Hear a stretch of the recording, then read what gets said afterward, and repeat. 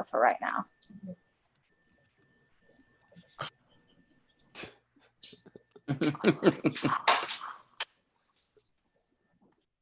We'll go ahead and mute him too. All right, we are now live on YouTube for anybody who wants to watch us that way as well. It's awesome. All right, here we go. We're gonna play some Kahoot. So Kahoot it.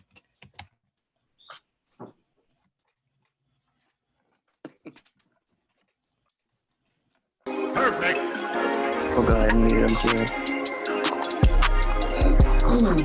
All right, we are now live on YouTube for anybody who wants to watch us that way as well. It's awesome. All right, here we go. We're gonna play some Kahoot. So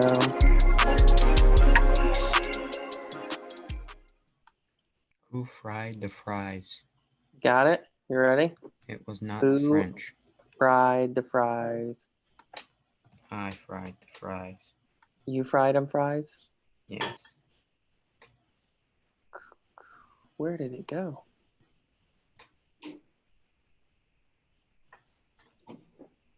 Where did my game go? There it is. Hi.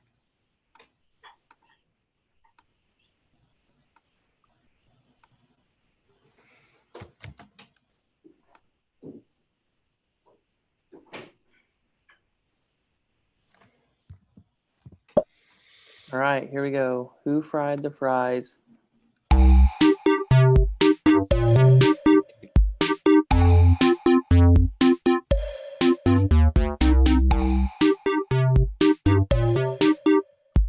What's going to happen is you're going to see a picture of French fries, and you have to correctly guess the restaurant that makes those fries. I can't do that. You can't do that? I can kind of do that. You know what McDonald's French fries look like? I don't think I've ever had a McDonald's burger. Ever. Never had McDonald's French No. fries? I've had McDonald's for breakfast. I've never had an actual burger from there. Wow. He had kicked me out.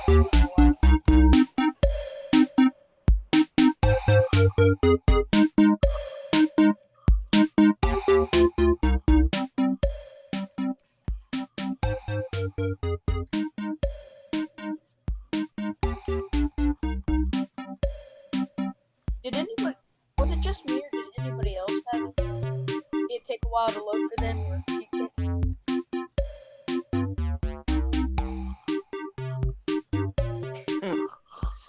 Nice, Wesley.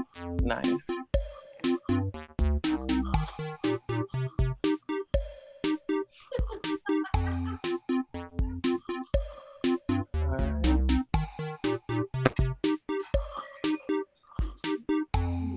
All right, here we go. Joel's in. Who fried these French fries? Mm.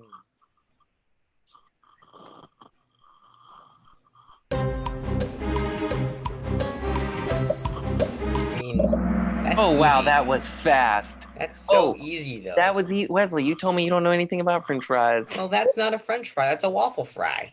But it's a type of fry. It's a Nice it's not a job, French fry, everybody. though. Okay, that's the easy one. That's why we started out with that one. Whose was it? It was Chick-fil-A's, the waffle fries. All right, so who fried these fries? I'm gonna take a guess. Whoa, nice job. It's been a really long time since I've been there, but it wasn't the rest of them. So I don't think we've ever played a their Kahoot fries game are where back to mostly back all iconic. answers well, correct. that's because there's only 6 people here. But still, that's 100%. Two That's an questions in a achievement. row. Uh-oh. Says I lost Uh-oh. internet. Oh, crud, and I know what those are. They're a fries. little bit now slower. we're getting into the generic fast food fries. Oh, know what that definitely is. this time. Dang it, why did it happen? Does anyone even know what White Castle is? Because I don't. I know what I think They're just going in order of most popular to least popular. I mean, Oh, first and top is- Joel, nice job, buddy. I'm in second.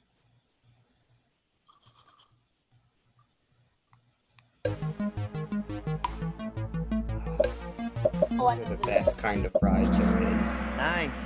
Cane's Is that your fries are the favorite? best. All right. Good, good. Haynes is good. You don't get any Ooh. credit for being in second place. Not yet. It's coming.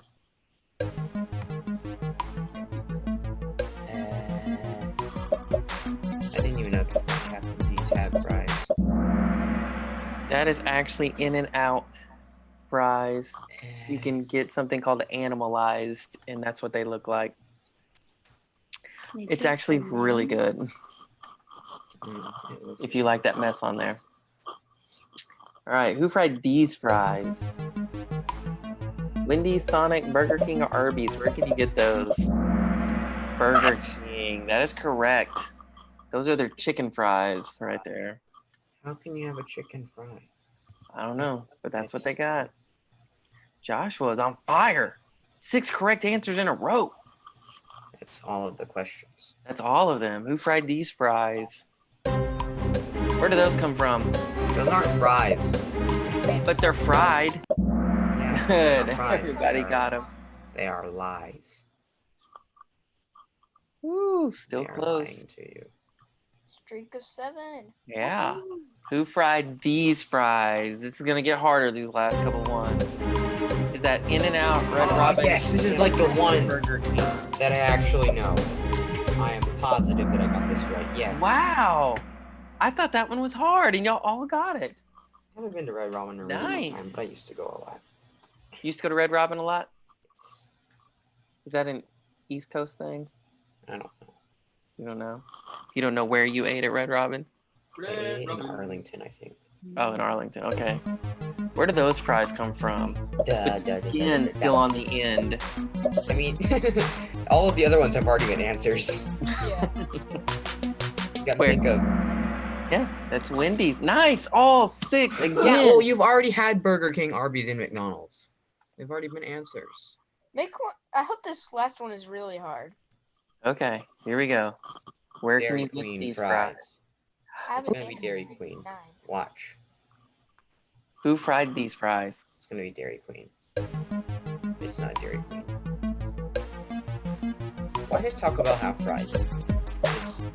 It's, Taco Bell has those nacho fries. like, Taco Bell isn't allowed to make fries. They're allowed to make tacos. It's KFC.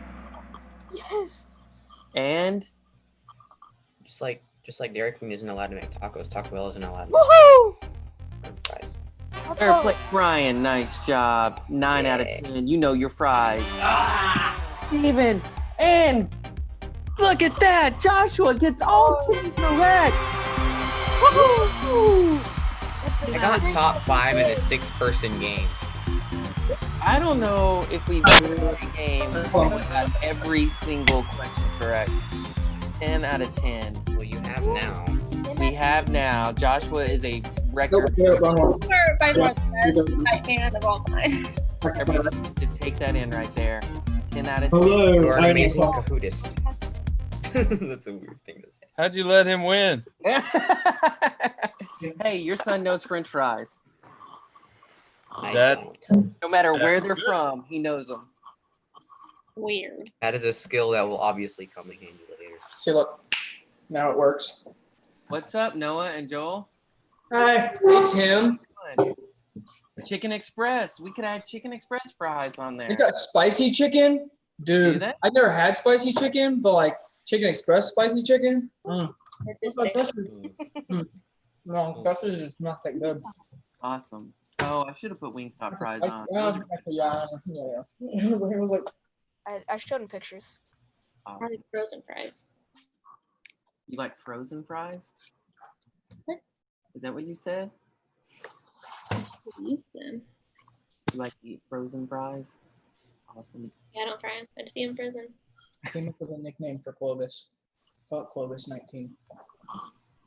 All right. Well, as we get going tonight, you probably know that I made the decision to cancel camp, and so I know I know that's a big disappointment. It's a big disappointment for me.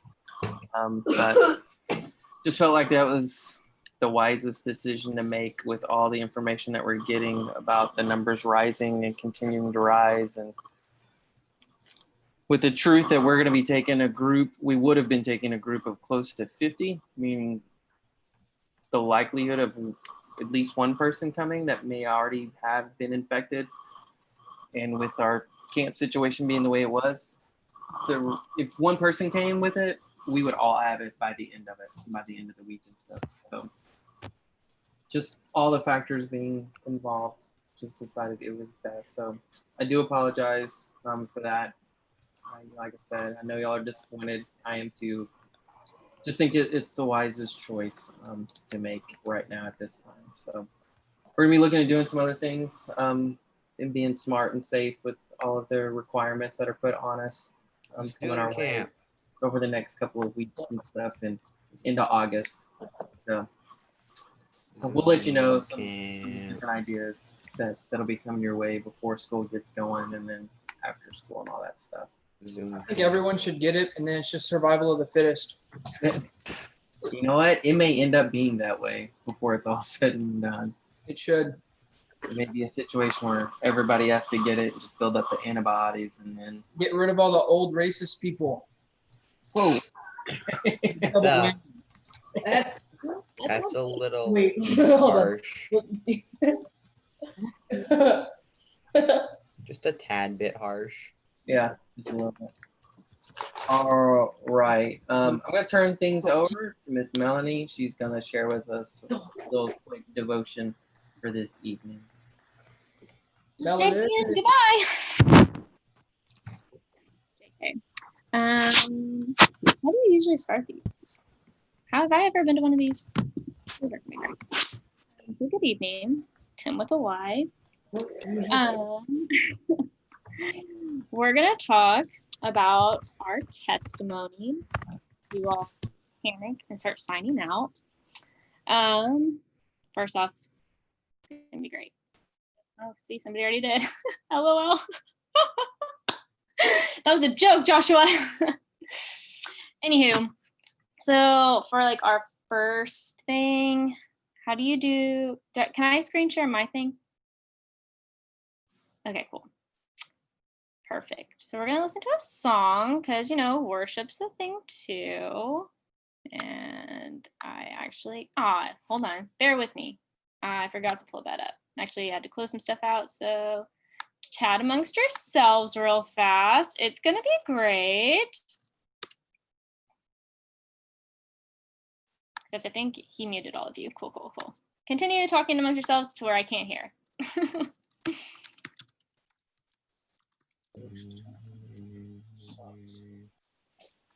You don't even have to like cover your Oh, yeah, mouth because she's no one not can muted hear. now. What? What? What? Oh no, don't do it yet. Okay, we're almost there. Don't worry, computers are great. Love them. Okay, we're gonna do this, do this, How to work the do computer. this. How do you make it big though? And then we'll do this and listen.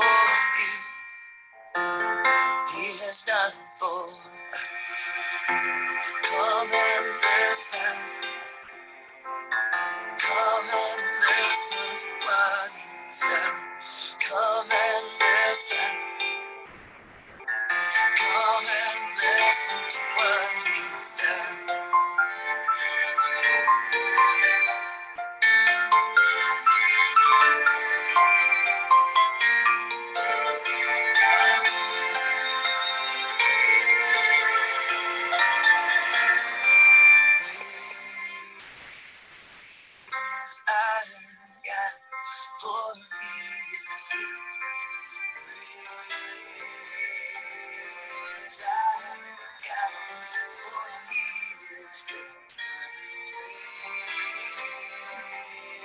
on, Rudolph, you better be glad.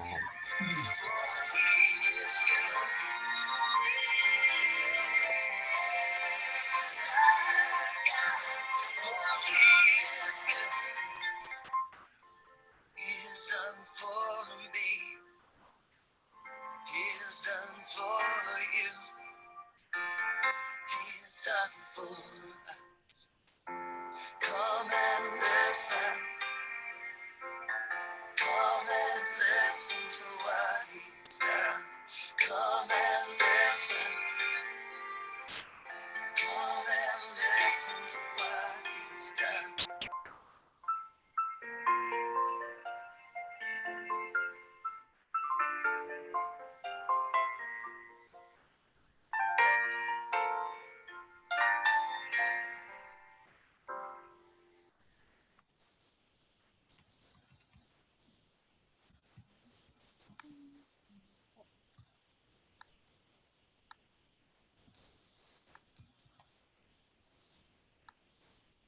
Wait, did I not share it? How do you get off of the thing? There's a button at the top that says stop share. I think I did oh, there it is. Okay, cool. Excellent. Okay, so thoughts. The things that we do with Tim.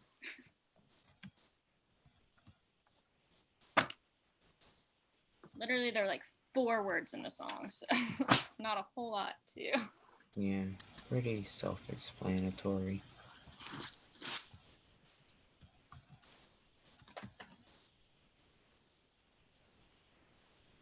I was talking, but he's muted. Yeah, sorry, I was talking to my grandfather. We just finished up dinner. Oh, no worries. Can you please repeat the question so that I may give you an answer that is suitable? Observations of the song. What exactly was it saying? What did you like? What stood out? Listen. Yeah, it was about coming and listening. About what? And absolutely. So about what God has done. So it's basically saying come and listen to his testimony and like the way that God has worked through his life was like what the premise of the song was about. Which is kind of the opposite of what we typically do when we think about praying or coming to God. It's about what we want and God listening to us. Mm-hmm.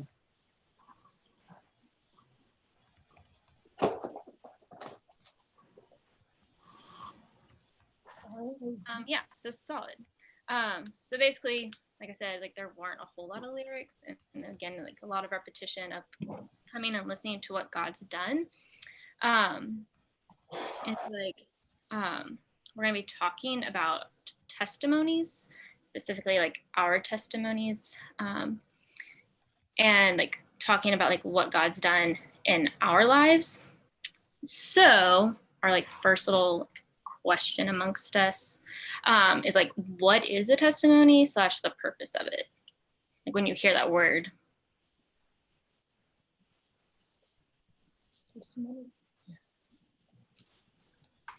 Yeah, Noah. Thanks for raising. Is it a story of like coming to Jesus? So like how you came to know him and start your relationship with him, right? I think. Yeah, be part of it. Solid. A+.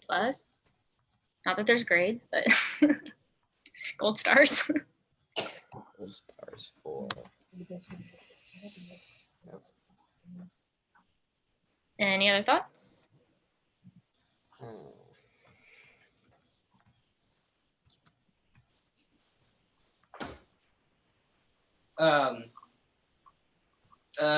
Testimony could be considered your personal journey of how you got to where you are today. Okay. Awesome, gold star.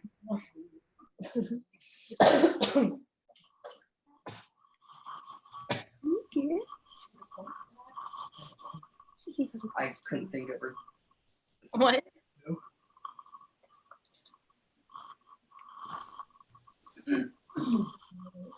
So are you drinking something? What? Oh, never mind. Sorry. Okay, so then like what, I guess not the purpose. I'm going to rephrase that question and come back to it.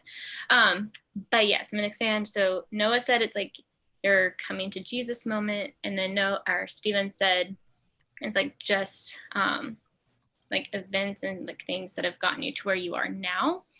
And so both are true. Where testimony is either like your like moment of conversion to being like a Christian, or even just like, hey, like the song said, like come listen to like what God's done. So like even when Tim like on Wednesdays will be like, hey, like any Jesus moments this week, that can be considered like a testimony. Like it doesn't have to be this long in-depth PowerPoint like, and then at this point in my life, here's the graph that took me here. But it can just be like, hey, this is where I saw God. This is what I know, what I've done with it. So, yeah. So if y'all have your Bibles, can y'all go to Galatians 1? And we're going to read verses 11 through 23.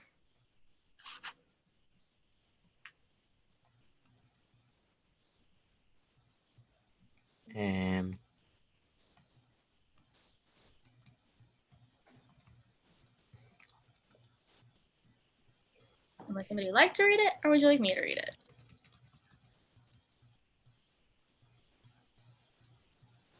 You said Galatians what? 1:11, and then we're going to read through 23. Okay, that's what I thought.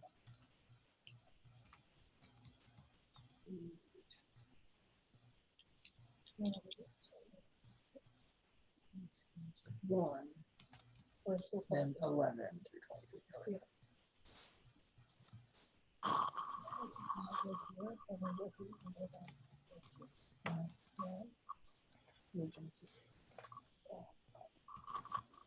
Okay. Give me a thumbs up if you have it. So I know. I got it now. Okay.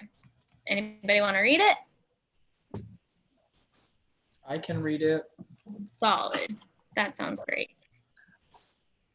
Okay, it says, I want you to know, brothers and sisters, that the gospel I preached is not of human origin. I did not receive it from any man, nor was I taught it. Rather, I received it by revelation from God, or from Jesus Christ. For you have heard of my previous way of life in Judaism, how intensely I persecuted the church of God and tried to destroy it. I was advancing in Judaism beyond many of my own age among my people, and was extremely zealous for the traditions of my fathers. But when God, who set me apart from my mother's womb and called me by his grace, was pleased to reveal his son to me so that I might preach him among the Gentiles, my immediate response was not to consult any human being. I did not go up to Jerusalem to see those who were apostles before I was, but I went into Arabia. Later, I returned to Damascus. Then, after 3 years, I went up to Jerusalem to get acquainted with Cephas. Is that right? Cephas? Yeah, and stayed with him 15 days. I saw none of the other apostles, only James, the Lord's brother. I assure you before God that what I am writing to you is no lie. Then I went to Syria and Cilicia. I was personally unknown to the churches of Judea that are in Christ. They only heard the report. The man who formerly persecuted us is now preaching the faith he once tried to destroy, and they praised God because of me. So what stands out in that to you? That he was trying to be, he was very descriptive in what he was trying to do to the church. He was like, I tried to destroy it. I persecuted this, that. Like he was very, very detailed in what he used to believe. So like you would know that there was a drastic change. Okay, so he talks about former life. What else?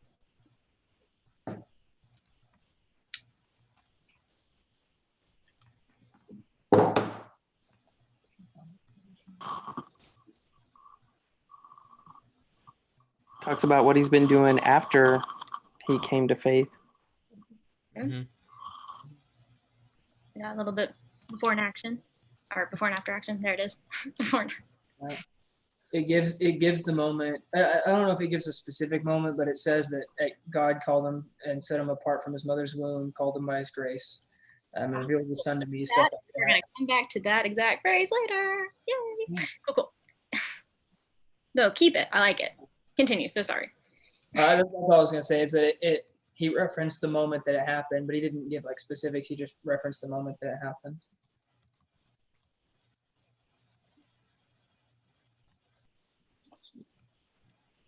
I mean, to me, this is just further proof that it doesn't matter where you came from or anything you've done. You're never too far gone for God to use you. Right. We'll also come back to that thought. Excellent.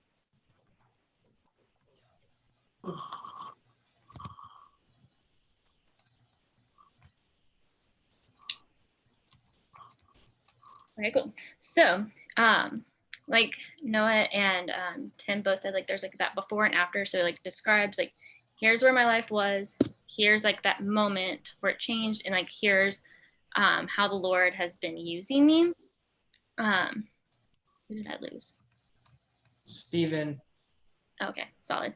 And then at the end, in verse 23 and 24, it says, they were only hearing, it said, he who used to persecute us is now preaching the faith he once tried to destroy, and they glorified God. It's like at the end, like, so he's sharing the story before he met the Lord, when he met the Lord, after he met the Lord, and then it's all for God's glory. So him sharing that gives the Lord glory. So in that, we're going to kind of circle back to a few things, but how long did it take Noah to read that? Not a lot. Not long. What? I said not long. I checked my watch and I said not long. Not long. Excellent. So it actually takes you maybe 2 minutes to read that whole thing if you read slowly and not quickly if you're nervous. And we use this back like in college for me, where kind of like an outline for us when we got nervous about sharing our testimony, that it doesn't have to be this long, again, PowerPoint 5-hour lecture, that it can literally be like a 2-minute thing. Like you give kind of those bullet point things of like, here's where I was, here's when I met the Lord, and here's what he's been doing since. And I mean, if it goes into a deeper conversation, awesome, cool. But I think a lot of times we get intimidated by the idea of like, I have to share with people my story about the Lord, and it needs to be like this whole paper, it needs to be this presentation, when really it can be as simple as that. So with that, how often do y'all share your testimony with other people, or even talk about your faith with other people, but specifically your personal journey? Not often recently. Recently, it's not been a whole lot. That's because recently you haven't supposed to see people. Yeah. I talk about it with coworkers, but my coworkers are also members of the church. Not our church, but they're also Christian. So I don't like share it with those that aren't Christian really that often. Not as much as I should probably.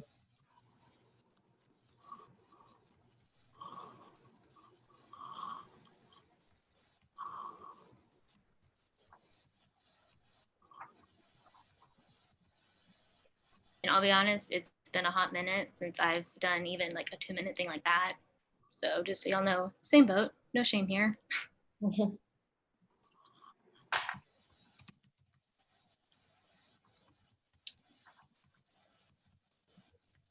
Why, I guess, so like, yeah, like why or why not? So Wesley mentioned like we haven't been able to see people. Yeah. Joel, you mentioned like you haven't in a while. I haven't done it since we went into quarantine. Okay. It was Wesley. Like- That's a nerve-wracking thing. Like people today get so offended by like talking about what you believe in because to them it could come across as pushing your religion or whatever, and like you don't value them as a friend, you only value them as a project to try to make them part of your religion or whatever. And so it ends up being something that could seem to cause a lot of harm. So I feel like that makes it really hard to do that when the result could be losing that person in your life.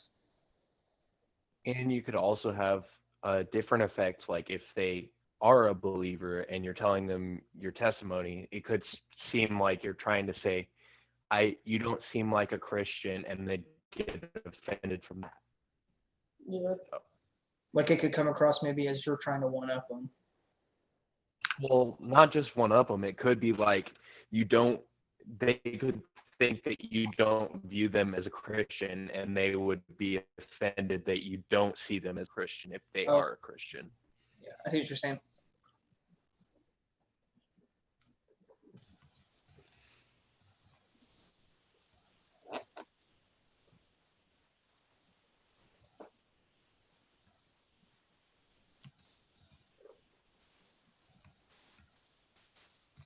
I guess another thing is, if you've been hanging around with the same people for a while, and you don't really come into contact with new people, if you've known these people for a long time, they probably know what you're for by now. If you've been hanging out and you've been showing them that I believe in Jesus by the way I act, then they should know. They know what I'm for because that's the way I act, and maybe that's why we're not giving away our testimony as much. We get a little too comfortable.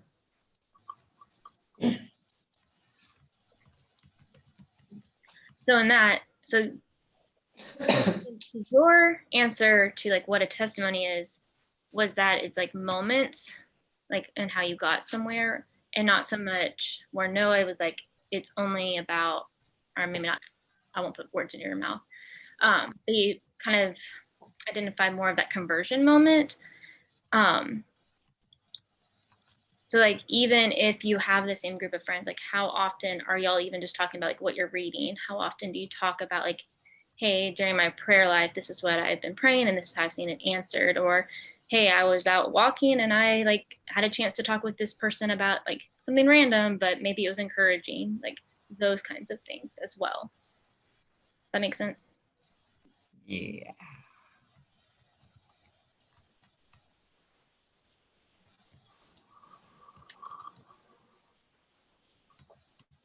I know personally for me, like that's still even awkward with people that I'm like, I've known y'all for years. We all know we're on the same page. But like, I know I personally am very far and few between of like, hey, like what is the Lord teaching you? Like, where are you in your walk?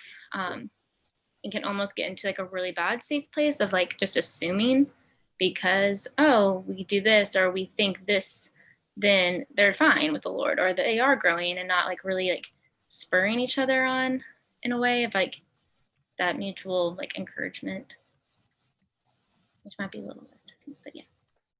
So just thoughts. Any other thoughts? So funny to watch y'all just stare because I don't know how like where people are on your screen. So fun. Excellent. Anywho, we'll move on and come back to that in just a minute. So Noah mentioned like it kind of can be like nerve-wracking. I know like personally just doing this makes me nervous, and I know y'all pretty well.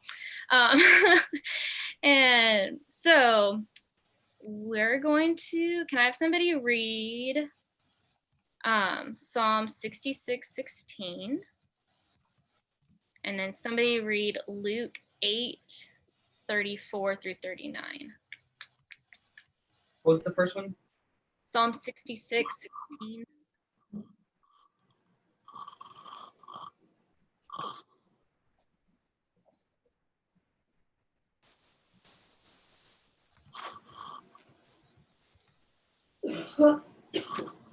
Want to read it?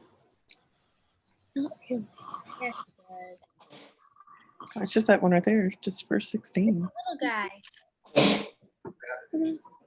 All right, read it, Stephen. All right. Come and hear, all you who fear God.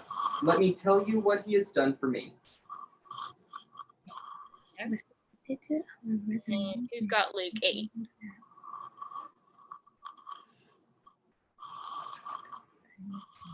What were the verses again? 34 through 39. A little bit heftier, sorry.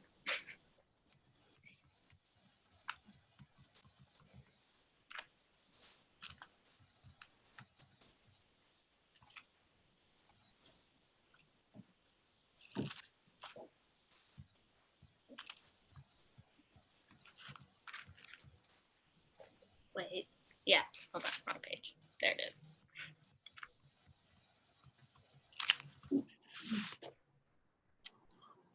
Luke 8:34 through 39. I have it. Want to read it? Sure. Gonna brag about it. When those tending the pigs saw what had happened, they ran off and reported this in the town and the countryside. And the people went out to see what had happened. When they came to Jesus, they found the man from whom the demons had gone out, sitting at Jesus' feet, dressed and in his right mind, and they were afraid. Those who had seen it told the people how the demon-possessed man had been cured.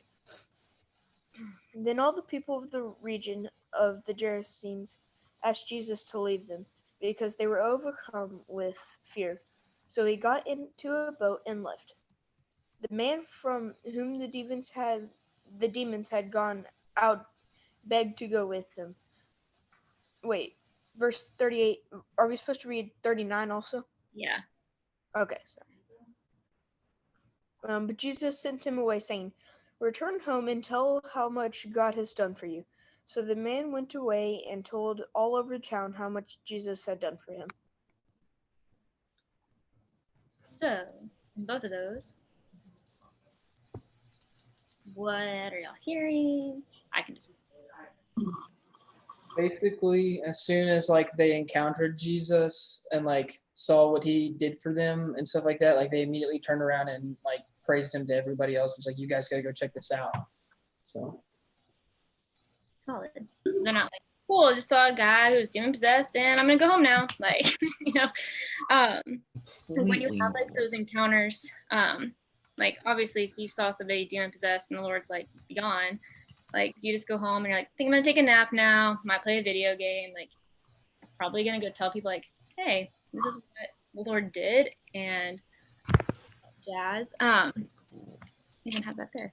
Because I think a lot of time, like when we hear like giving our testimony, we think of the Great Commission of like go to all the ends of the earth and preach like the good news, which is great news, it's great. But I think we make it again like this bigger thing where that's only for the summer, that's when we get older, it's on our mission trips, that's for missionaries, where like we see in Psalms where it's like come and listen to like what God's done. Here like Jesus says go and tell like what God's done for you. And it's not that this guy went like far across to foreign lands, like he went back to like his little town and told the people that he interacts with what the Lord had done. And so I think if we take like that mindset of like it's not this big presentation, it doesn't have to be this grandiose like trip, but if we start implementing it more into like our daily habits, and if we start like just saying like, hey, this is how I saw the Lord this week, and just kind of like slowly add it into our conversations. Like at first it's going to be awkward. Any conversation that starts off is really awkward when you meet someone where you're like, what's your favorite color again? Can you tell me your favorite color again? Like the more you just do it, it just becomes like, oh, like, why are you asking me that too? Like, why haven't you asked me that? Like, ask me about my moments with the Lord this week. Yeah. And with that, I think like me personally, I get caught up in excuses a lot, like where like, we talk about like, it seems difficult or we don't know what to say. Like we might mess up, we might offend somebody, we might just not know, which is, you know, a thing.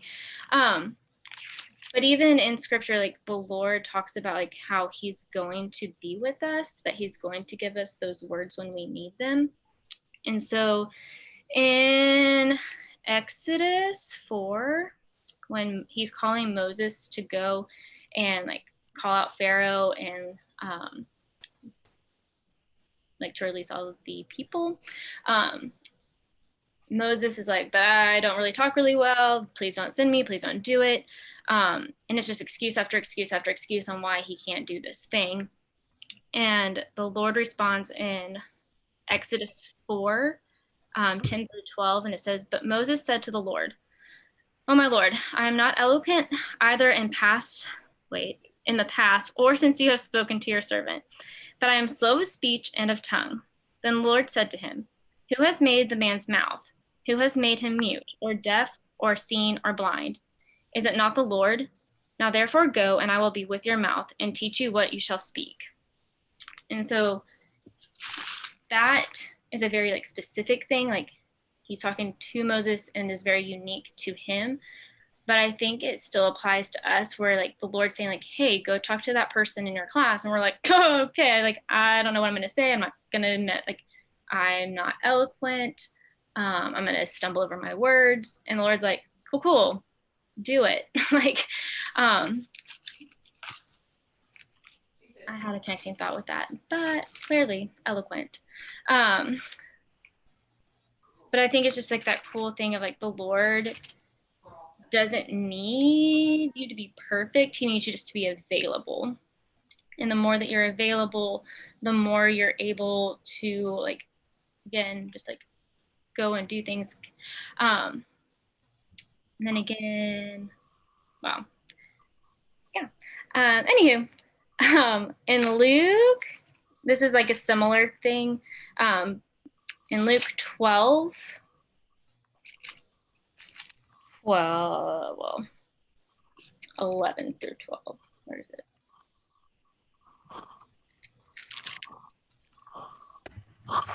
Jesus also says like kind of a same but different.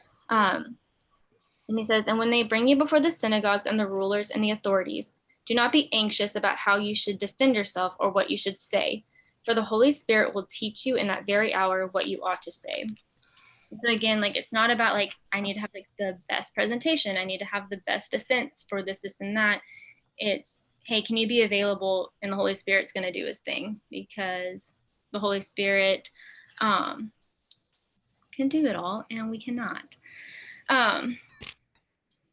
So like when we're thinking about like talking with other people, either about our personal testimony or even just about the Bible, like we can rely on the Spirit for his guidance, that even in our nervousness and our like, we don't know what we're doing, the Lord can still use that. So that was supposed to be encouraging. I don't know if that sounded super encouraging, but there you go. And then just like an interesting thought that I found like through reading today, was that like nature also like sings God's praises. That there's a song that sings about it and I forgot the name.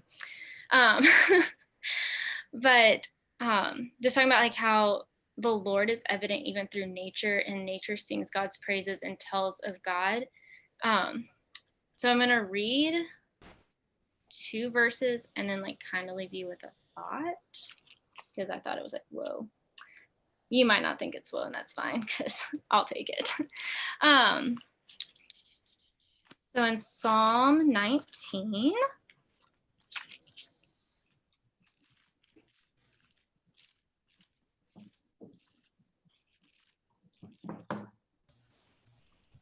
verse 1 through 4, says, the heavens declare the glory of God, and the sky above proclaims his handiwork. Day by day pours out speech, and night to night reveals knowledge. There is no speech, nor are there words, whose voice is not heard. Their measuring line goes out through all the earth, and their words to the end of the world. And then in Romans, the other side of the Bible, bear with me. I like to use real Bibles, so it takes a hot minute.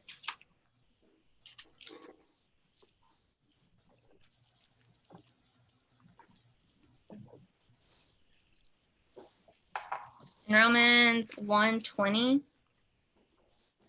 it talks about, for his invisible attributes, namely his internal power and divine nature, have been clearly perceived ever since the creation of the world and things that have been made, so they are without excuse. And so reading those things of like how nature is singing praises, that his attributes are throughout the world.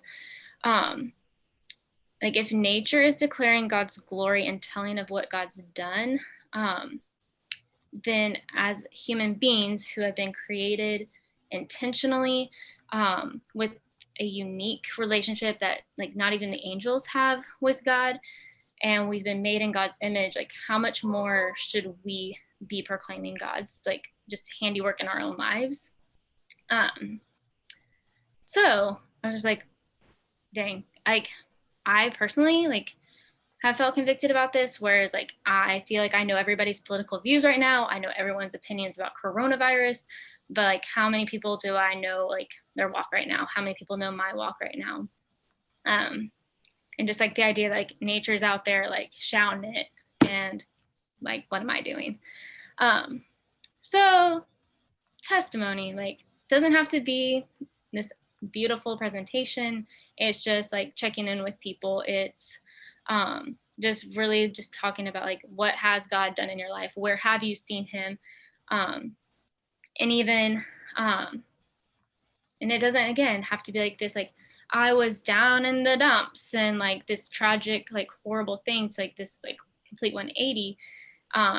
Like for me right now, it's like I've been real silent with the Lord, and I have not been super attentive in this time of Corona. And the Lord has like been tugging at that and like sending those like convictions and just like, hey, like let's get back on that. So that went on a little tangent, but there you go. So, but yeah, like your testimony, like you like have like your own like sphere, and like the people around you have been entrusted to you, and like you're like stewards of those people in a way. It's like how are you like helping shepherd them to the Lord? And like no, you talked about like you might lose friends or it might just make things awkward, and like I get that. Like as somebody who loves relational harmony, like I'm like, well, you know, I know you might not, so I'll just kind of like maybe passively say something, or I just won't. But like the most loving thing we can do is like present truth, and like the most unloving thing is just to let them walk straight to hell. Like just letting them do it because either we're scared of offending them, or that we're nervous. And I would hate like that I'm scared of offending somebody to like have them separated forever. And I had a friend once who said like our 5 minutes of uneasiness is it could be somebody's eternity. And not that we're responsible for like people's heart change, but again, like if we're being made available to talk with somebody, like we're responsible for responding to the Lord asking us to do it.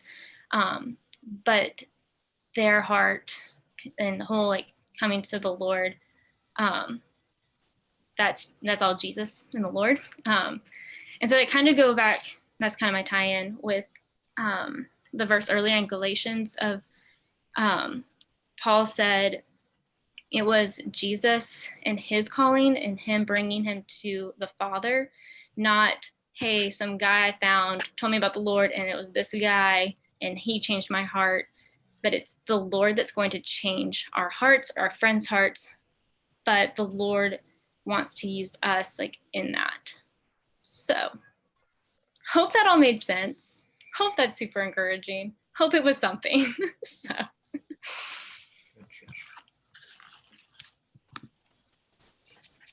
Good. Very good. Very good. So to walk away with tonight, you know, normally when we think of testimony, we kind of think of this like I have to give a presentation of all of my beliefs to somebody. And really, you know, what Melanie's talking about is just being willing to share what God's doing.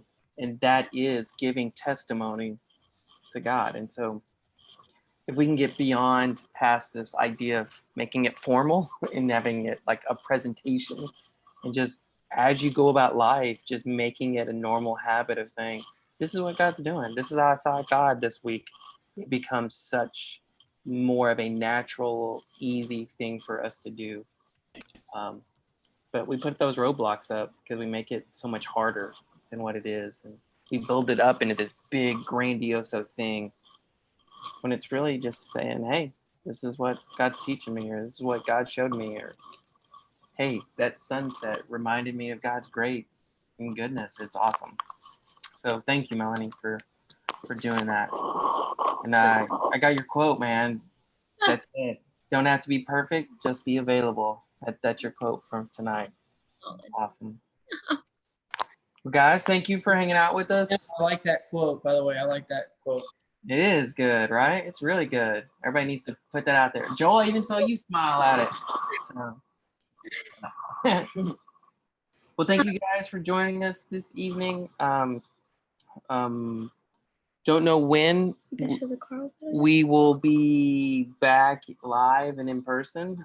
So we may be doing this for a couple of weeks, but we'll definitely keep you updated on where we stand for that. I know on Sunday mornings as well, we're going back to just doing online for a little while. And so we'll kind of see where everything is.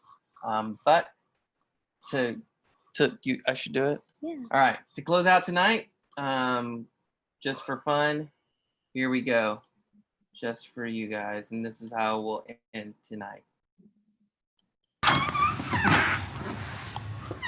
Morning, Carl. Andy, thought you were working from home today. Nope, I've got to get some stuff done. Oh, I just thought all non-essential personnel were working from home. Ouch. Well, that seems a little harsh. What are you doing, by the way? I'm prepping. Prepping for what? The virus, you fool. It's spreading more than ever. Okay, well, just calm down. They told us not to panic. Not to panic? That's exactly what they say when you're supposed to panic. I don't think that's true. If you're not supposed to panic, why are they calling it a panic-demic? You mean pandemic? No, Andy. That's a lunch meat. Okay, listen, either way, I think you're overreacting. How so? Yeah, we're supposed to take precautions, but we're supposed to remain calm. Now, Carl, those are allergies. I'm not sick. Don't. Put it down. Listen, I don't want you taking this too far. What were you saying? Nothing. Listen, Andy, if you read what I read this morning, you'd be scared too. What did you read? I mean, what one-sided, unreliable source did you read from this morning, Carl? It's called the Bible. Oh, I didn't mean... Oh, I bet you didn't. James 4:8, wash your hands, you sinners. Carl, that's not... You ain't doing this again. There's no special meaning, no gray area. It says it as pure as day. Wash your hands, you sinners. From now on, this is all I'm doing. If I'm not constantly washing my hands and staying clean, I'm not obeying God. Carl, I'd hate to bust your nonsensical bubble right now, but that passage is way more deeper than that. You're telling me I'm taking this out of context? Yes, absolutely. See, Carl, this passage has nothing to do with washing our physical hands. All it's about is pursuing God and God alone. It's about turning away from our sinful desires and only pursuing Him. Wow. I guess context is super important. Yep. I guess that means I never have to wash my hands again. No, that's not what I'm saying at all. You still need to wash your hands and be a decent human being. I think I heard you loud and clear. Please don't. Thank you, Andy. Everything that you do. It's so special. Every single bit, all your knowledge of Scripture, it's the best. I love it. I love you. I love everything about you. You are truly an amazing man, and there's nothing that I wouldn't do to protect you. I'm going to protect you from everything. This virus, it doesn't have anything on us. We can defeat it together. All right? All right. Hey guys, thank you so much for watching the video. Hope you guys enjoyed it as much as I enjoyed washing my face afterwards. It is a crazy world right now, and Sunday Cool actually has a couple announcements that we would like to share with you. But instead of me boring you with those details, I think it'd be a lot more fun and enjoyable if we all just watch Carl dance to them. So here you go.